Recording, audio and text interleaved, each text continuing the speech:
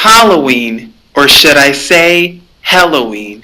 Today we're going to be discussing the pagan origins of Halloween, and we're going to be discussing the truth about this holiday so you can see the whole truth and nothing but the truth today. For many years, we have been conditioned to believe that Halloween is all about trick-or-treating and candy, bobbing for apples, pumpkin carvings and jack-o'-lanterns, skulls, skeletons, druids, bubble, toil, and trouble, as well as honoring the dead, giving homage to the dead, and paying tribute to the dead. But where does this holiday really come from, and why is it celebrated and hallowed today?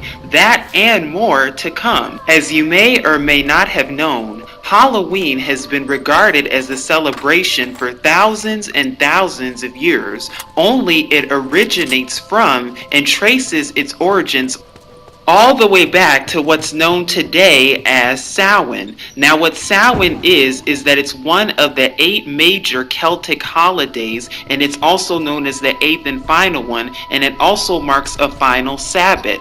Now it's also known as the Witch's New Year, and it marks the end of the harvest season, halfway between the fall equinox as well as the winter solstice. Samhain is a time to celebrate the dead as well as honor and pay homage to those who have passed on, and paying respects to the elders and their ancestors, to those who have died and passed on to another life. And during this time, many also partake in sacrifices, bonfires, pagan festivals, and dancing too. There is also magic, witchcraft, sorcery, spells, and summoning that is also involved. During this time, a lot of child sacrificing would also occur, in which children were to be sacrificed to animal idols and passed through the fire to be sacrificed, so that sacrifices could be made around the same time as Samhain. And this is also known and commonly called Molech worship, which is also practiced in present-day Hollywood, or should I say Hollywood, even to this day. And the reason that you see Halloween being associated and attributed with the nighttime is because it worships and honors the dead, henceforth the graveyards, demons, full moons, bats, owls, ghosts, ghouls, goblins, as well as scary jack-o'-lanterns, which is also where scary stories originate from. And then there's also the Druids, which is the Celtic priests who also celebrate this pagan festival, where they would gather together and dance and circle around, as you see here, and sacrifice to their idols. Let's not forget about the ancient history, because even sources agree, according to the Encyclopedia Britannica 2005 edition, as well as the cultural history of Halloween, National Geographic, Harper's Encyclopedia of Mystical and Paranormal Experience, along with any others, which all say and agree that Halloween, or should I say Helloween, has had and traced its origins all the way back to Samhain. And now we're going to be giving a brief timeline of Halloween, because did you know that nothing new is under the sun when it comes to jack-o'-lanterns and pumpkin decorating? Because even in the ancient African times and Indian times and many other cultures, carving gourds into elaborately decorated lanterns dates back thousands of years to Africa, as well as many other places. Not to mention how the ancient Celts also believed that wearing masks would ward off the evil spirits, and this was done between the 800s and the 450 BCs, done thousands of years ago, and that is where you see masks coming in, hence masks being sold today, even in mainstream stores. And then there's also Samhain, which is the festival to celebrate the end of the Gaelic harvest that's typically on October 31st through November 1st, and this comes pre-1st century, so well over 2,000 years ago. And by the 1st century, by AD 43, Romans had conquered much of Celtic territory. 2 Roman festivals were combined with the Celtic celebration of Samhain, Feralia, which is a day in late October when Romans commemorate commemorated the passing of the dead and a day to honor Pomona, who was the Roman goddess of fruit and trees. Not to mention the different bonfires, which also played a major role, where celebrants wore costumes, mostly of skin and animal heads, and danced around the bonfires as early as 1st century AD. And the reason that they would wear these costumes is because these costumes were used as a defense mechanism and a tool to ward and aid off demons and to disguise oneself from the demons, hence costumes being sold and on display at mainstream stores today. And we cannot forget about the monsters, because throughout ancient history, shades meant that the spirit of a dead person resided in the underworld, and this is ancient thought and theory. But the Gaels also believed that the border between this world and the underworld became thin on Samhain because animals and plants were dying. It allowed the dead to reach back through the veil that separated them from the living as of 1st century AD, as well as the common creature known as werewolf, and the original werewolf of classical mythology, Lycaon, who was a king of Arcadia who, according to Ovid's Metamorphosis, was turned into a ravenous wolf by Zeus. And as far as jack-o'-lanterns go, here is a brief and quick history. During the ancient times, the Celts would use pumpkins in order to ward out evil demons from getting to them, as well as using them to sacrifice to their many idols. But did you know that it was more than just pumpkins that were used? In ancient Irish folklore, turnips, apples, beets, and other fruits and vegetables were hollowed out in order to ward from the evil and other demonic forces. And what they would do is that they were carved with faces to help light the way for traveling wards and to scare the ghosts away. And in case you're wondering where jack-o'-lantern comes from and why that term is prominently used for pumpkins and many other carvings, during the Celtic sacrifices and the rituals, common stories would also be told, as well as mythical folklore. And one of the stories that was commonly told was the story of Jack, also known as the Jack story, where Jack tricks the devil into agreeing to never collect his soul, hence jack-o'-lantern. Of course, we have trick-or-treating, which is very common and prominent in America today. But what many do not know is that trick-or-treating actually comes from a term known as guising, which is the practice or custom of disguising oneself in fancy dress or often with a mask and visiting people's homes and houses in order to exchange for food and drink, which is what the Celtics have done thousands and thousands of years ago, even to this day, even as we see done today on Halloween night. And as we also mentioned earlier, the costumes that were also worn to impersonate the evil spirits, especially costumes that have black or white in them. And then, of course, we cannot forget about the soul cakes, which were given with crosses on them to represent a soul being freed from purgatory. Or the better question is, was it really? The tradition known as bobbing for apples, which represents fertility and immortality, and also has to do with the tree of knowledge. And also back then, girls would do this, and girls specifically would bob their heads for apples as a practice and ritual for divine purpose. With many other pagan customs and cultures and traditions that's commonly associated with Halloween, as well as the abuse and the satanic abuse and rituals as well, because this even says X-Witch reveals the ritual satanic abuse that happens on Halloween night. X-Witch Beth says she used to love Halloween until she connected the dots. So the next time you're thinking about taking your children to go trick-or-treating, or even trick-or-treating for yourself, and the next time you think about bobbing for apples or even jack-o'-lanterns, you'll know the real truth and origin behind Halloween, or should I say Helloween.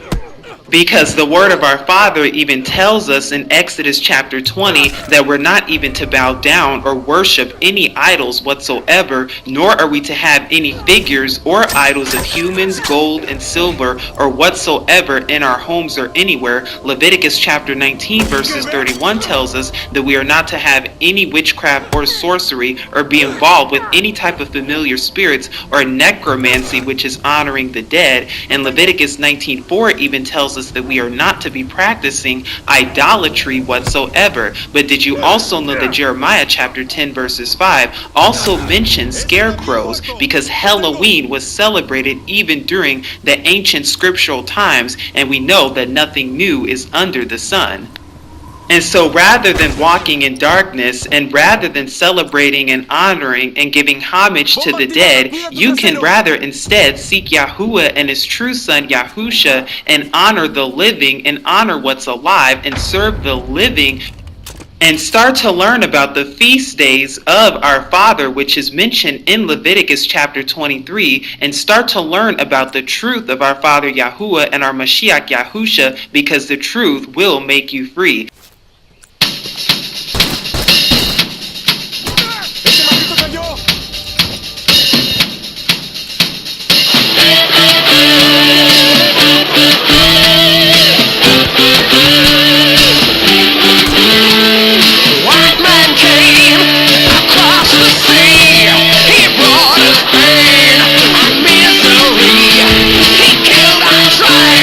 He killed our creed, he took our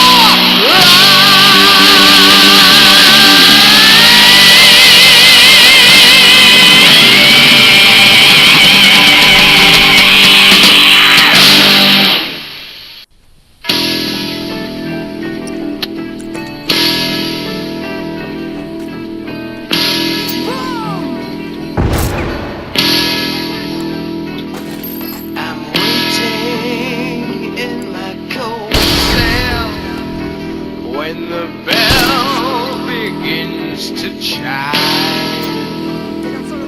reflecting on my past life, and it doesn't have much time,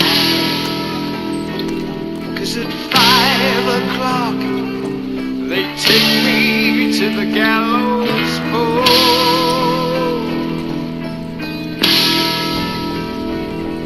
The sands of time for me are running low.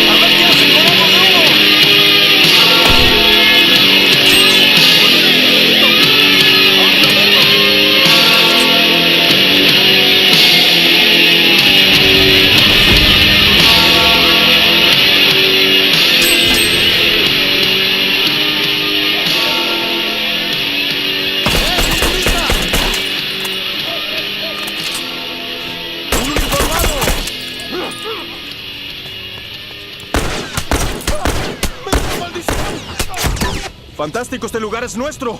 No van a regresar nunca más.